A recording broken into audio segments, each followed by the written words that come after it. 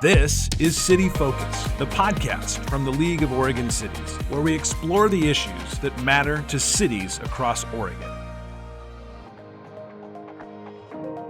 Welcome to City Focus. On this episode, I'm joined in the studio by Patty Mulvihill, LOC General Counsel, and Jayme Hafner, LOC Assistant General Counsel, for a conversation about the League's legal services. Every day at the League, we get calls from city officials who believe they're alone in experiencing confusion over municipal law issues. Patty and Jayme are here today to let our members know that they are not alone and that cities throughout Oregon can call the League daily on simple and complicated matters. I'm your host, Denise Nanke. Join me as I talk with Patty and Jayme about the vital role they play at the League and how they can assist your city with municipal law inquiries and training. Patty and Jayme, welcome to the program. Thanks, Denise. Thanks for having us. You bet. It's good to have you. We're here to talk today about what the League does as far as legal services for our members. So I wanted to have you both in here to let members know, if they're not familiar with the services that we offer, to kind of give them a primer and let them know what is available to them. So I've printed out the legal services guide, but I wanted to have you in here. You two are the experts. You're the one that our clients and our members are going to talk to. So Patty, if you want to go ahead and just kind of give a brief overview of what that looks like for the League. Sure. So there's really probably 3 or 4 components that Jayme and I do for the League that's outward facing. Mm-hmm. We are lawyers. Apologize for that in advance. But that means we do lawyer work in-house for people like you, Denise. If you need a contract, you'd call us. But outward facing, we have a member inquiry line where any member can call us and ask us a question. Mm-hmm. We don't give direct legal advice, but we give you pretty specific guidance and tools that you can use to resolve issues you're having. We also create publications that you can use to kind of understand big topics. So if you want to know how to have an executive session, if you want to understand marijuana regulation, we create publications that explain those items. We also manage an amicus program, mm-hmm. which means if your city is engaged in litigation that's risen to the appellate level here in Oregon, you can reach out to us and ask if we would be willing to provide you some amicus support, which means we kind of write an additional brief supporting your position.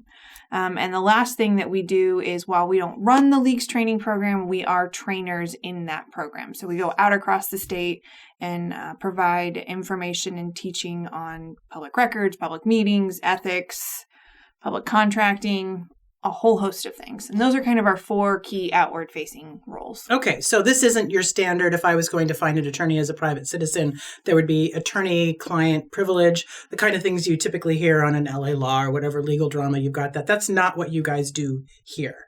That's correct. So in-house, we do that type of work, mm-hmm. but for our members, we can only provide that legal direction. So again, like Patty mentioned, we can direct you to the law that is related to your question, but we can't actually advise you on how to specifically address the issue. So do you then suggest cities go elsewhere to find that service? Do you advise them that way? Yeah, sure. So for example, if they have a public records law, mm-hmm. the Oregon Attorney General has a manual that is public and it's published online. So we may direct a member to that online website, mm-hmm. and there is a lot of legal guidance on that website that generally answers the questions that are asked. If it's, say, an ethics question, we might direct them specifically to the Ethics Commission, who then can provide that advice to the person. To touch on what Jayme said, public records or public meetings or ethics. So let's say, for example, you're a city and you think that you want to have an executive session. And so you call us and you're like, we think we want to have an executive session, Patty. Does this qualify? If they were my client, I would say, yes, that's a qualifying event. Let me help you draft the specific notice. Mm-hmm. That would be giving legal advice. What I would say in this instance is, tell me what you want to do. Here's the specific 13 or 14 areas you can possibly have it. It looks like 2 or 3 of these may be appropriate. Mm-hmm. Here's sample executive session notices you can use to start your own executive session template, but you're going to want to double check with your city attorney to make sure that they agree that the reason you and I have identified together is one that you can actually have an executive session for. Okay, that's interesting. So now, given that you're working for the League, you're working for many municipalities in this role, just to kind of sort of backtrack just a little bit, do both of you come from a public sector background or do you come from a private sector? Where, Jayme, are you coming from? Before you came to the League, what were you doing that kind of informs you as you do this role at the League? Yeah, so I worked for the General Counsel Division of the Oregon Department of Justice. Mm-hmm. So I would say 5 of the 6 years of my experience prior to coming to the League was specific to public sector law. Okay. Yeah. And all that entails. Exactly. So representing the state agencies. So it's very similar, just on a different level. Okay. Patty, how about you? So I was an in-house city attorney for Bloomington, Indiana. So we had a city of about 80,000 in population.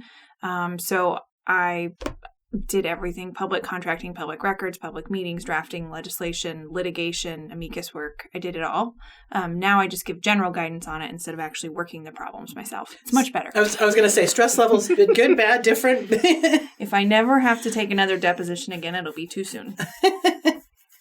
So now, since you both have been at the league, and in your day-to-day and your interactions in this realm, any anecdotes or stories, anything that bubbles up into your mind of something that was interesting, something that really kind of piqued your interest? Sure. I mean, I think there's interesting ones in terms of like actual legal work. When last session, when they required accessory dwelling units for cities of certain populations, I won't name the city, but I had one city who called and said, I don't understand what this really means. Can you take a second set of eyes at our current development code and kind of walk me through what you think we could do or should do? And that was kind of fascinating to kind of get into somebody else's zoning code. Yeah. Sometimes when we do actually give real legal advice is when city attorneys call us. And so kind of as a professional courtesy, we'll kind of spitball what we think the legal issues are. Oh. So sometimes you get to get in some really interesting, and I use that word loosely because I don't know who else is going to find it interesting besides maybe me and Jayme. But there's been some interesting times where there's some unique charter provisions in some of our different cities where we've kind of bounced around ideas with different city attorneys about what do those charter provisions possibly mean? How could they be interpreted? What type of impact do they have? That can get kind of interesting from a legal perspective. Okay, Jayme, anything popping up for you? To follow up on Patty's point about the individual charter provisions, one of my favorite things about working for the league and representing our membership is that every city is unique and they each have their own charter and it matters. And the answer to their question could really matter depending on what's in their charter provisions. And so I really enjoy always having the opportunity to learn and to apply kind of different tweaks to the facts to the same laws that I've been dealing with for years. And I can only imagine that hearing you say that is valuable, the relationships that you build then with our member cities for the work that you're doing, because I would imagine some of these things can be very stressful for a smaller city to have to deal with, that they don't have the staff, that they've come to rely on you to do that. So if we've got, member cities that are hearing this, if they have an issue, what's step one? Call. Just pick up the phone, call the league's main line, say you need to talk with one of the attorneys, and they'll put you right through to us. If you don't think that you want to call, just shoot the league an email at their general email line and it'll get forwarded to us. If we can't help you, we will find somebody who can. Okay, let's talk about some of the training that you both do with our members in the league. Can one of you want to take that and just kind of give us a primer on what that looks like? Sure. So our role is really as the actual trainers themselves. The program is actually developed and run through Member and Administrative Services. But as trainers, so we just finished a big one last December and January. We did Elected Essentials. So we went to 13 different locations across the state. So we did 13 all-day trainings, and we covered the roles and responsibilities of the different players in city government. So what's your role as a mayor versus role as a counselor versus city administrator versus the citizen's role in government. We covered public meetings law, public records law, ethics law. Jayme's taught before on public contracting law. We can land use. I've done land use trainings before. So we've traveled all over the state and we kind of teach members the basics of what the Oregon law requires and how they can apply that to their everyday lives. And I think internally, we both have a goal of hitting as many cities as we can to host those trainings. We actually keep track on a map of what cities we've visited so far for work. And my understanding is that they were extremely well attended, very, very popular, and people are clamoring for more. Exactly. So in the coming, what are we, kind of coming up on summer here, are there plans in the works? So yes. So there is actually the city of Hines, for those of you listening who know where that is. They're going to host a shortened version in July, just kind of 4 hours that will cover council responsibilities, public records, public meetings, and ethics. We just had a meeting today to kind of go over the training program more. We're going to do in off elected essentials years, we'll do what we call municipal fundamentals. I think it's going to be classified kind of as elected essentials light. So 4-hour sessions, we'll pick 6 locations in Oregon across the state and do those. Those will probably happen at the end of this year, November, December.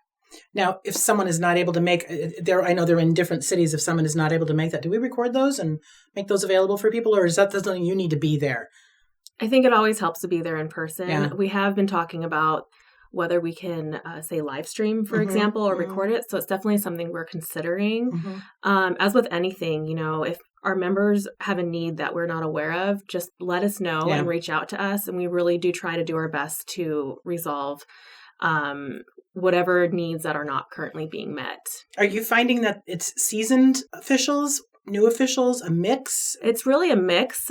We do target the, essentials to the newly elected officials. However, we've heard veteran elected officials who come and say, hey, I didn't catch that the first time. Or when I took this training last year or 2 years ago, I learned something new. I think everybody who attends, whether they are new or a more veteran elected official, whether they're, an appointed official, I think there's always a takeaway, no matter if they've attended the training for the first time or for the 4th time. Yeah, and I think that's what makes it so valuable, especially from the new. I mean, there's a big learning curve for new counselors. A lot of people don't really understand what the role is until they're sitting in that seat. Yeah, and then all of a sudden it can be a little daunting. So I think that's great that we offer that. Before we wrap up, any last words of wisdom you can impart to our members who are listening to this and thinking they may need to call you, or just anything you want to share that way, just your impressions of having been doing this for a while? There's no bad questions. There's no stupid questions. There's no wrong questions.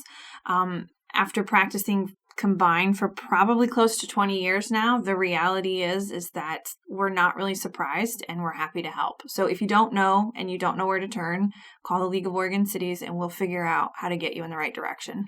Okay. Jayme, anything? No, just call if you have any questions. Okay. Yeah. All right. Once again, I'm talking to League General Counsel Patty Mulvihill and Assistant General Counsel Jayme Hafner. Ladies, thank you so much for coming in. Thank you, Denise. Thanks, Denise. Thanks for listening to this episode of City Focus. Be sure to check out show notes for links to the League's user guide to legal services, as well as Patty and Jayme's contact information should you have a need to talk with them about a legal concern you may have. My name is Denise Nanke, and I'm the host and producer of City Focus, a podcast from the League of Oregon Cities. The League is a governmental entity formed to work with our members to help local government better serve the citizens of Oregon. LOC strives to be the go-to place for Oregon cities as a resource hub for advocacy, education, and best practices. While our focus is Oregon and Oregon issues, we realize that we have many issues in common across the country. We hope that this podcast will reach beyond the borders of our state to share ideas and solutions. If you have suggestions for topics or comments about any of our podcasts, send me an email at cityfocus@orcities.org. You can also follow us on Facebook and Twitter, and be sure to subscribe to this podcast and our weekly microcast Inside the Capitol to get notification when we publish new content.